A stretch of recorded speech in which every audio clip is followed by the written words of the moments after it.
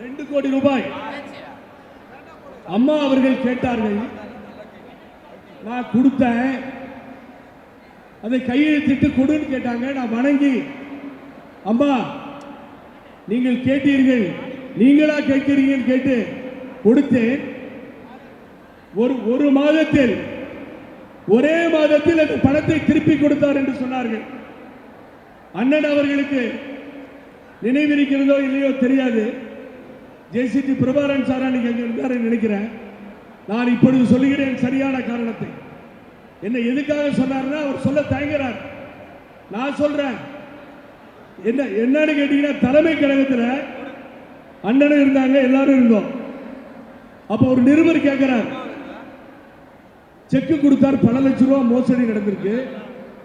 அம்மா யார் கொடுத்தாங்கன்னு கேட்டா, அன்றைய தினம் பொருளாளராக இருந்து சீனிவாசன் கொடுத்தார்னு சொன்னாங்க. எந்த சீனிவாசன்? இந்த உளறல் மன்னன் சீனிவாசன், திண்டுக்கல் சீனிவாசன். அப்பொழுது அம்மாவுக்கு கோபம் வந்துருச்சு. அவர் தானே கொடுத்தாரு, செக்கு பவுன்ஸ் இருக்குல்ல, அதை போட்டு நீங்க ஏதாவது நடவடிக்கை எடுத்துக்கோங்க, அவரோட பேசுங்கன்னு சொல்லி சொன்னார்.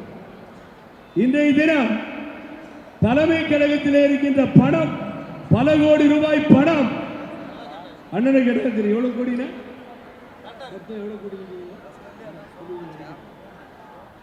அவ்வளவு பணமும் அம்மா ஆணைக்கிழங்க அவரால் வந்த பணம்.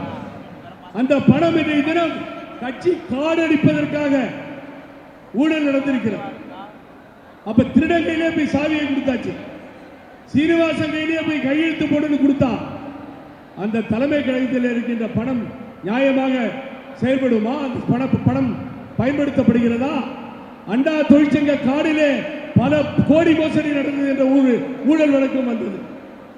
ஆகவே இப்படிப்பட்ட சூழ்நிலைகளால் தான் அண்ணன் சொன்னார். அதை பொதுக்குழுவிலே செயற்குழுவிலேயும் அம்மா சொல்ல சொன்னார்கள்.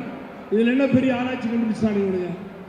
ஆகவே அண்ணன் எதை பேசுகிறாரோ அது நியாயமாக இருக்கும், எதை சொல்லுகிறாரோ அது தர்மமாக இருக்கும், எதை நாளை தினம் கர்ஜிக்க போகிறதோ இந்த சிங்கம் அதுதான் வெற்றியாக மாறும் என்று சொல்லி எனது உரையை முடித்துக் கொள்கின்றேன். நன்றி, வணக்கம்.